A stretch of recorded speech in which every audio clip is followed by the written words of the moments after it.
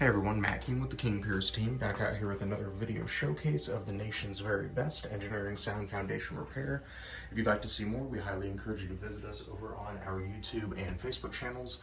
If you haven't visited before, just search for King Piers LLC, and while you're there, we'd really appreciate it if you left a like and a subscribe. We are out here in Independence, Missouri. This is a 2-pier installation project that we got started this morning. Should be a pretty quick one. We're going to be excavating below this slab on grade, one pier going underneath this back door, and then the other one going underneath the front door that we'll take a look at here shortly.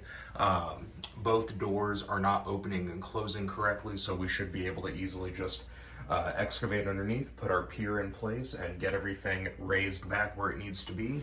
So this is the back door that we're looking at right now. We've already started saw cutting the area here. So, and you can see the front door does not close. See that cracking right there. So we're going to be excavating underneath.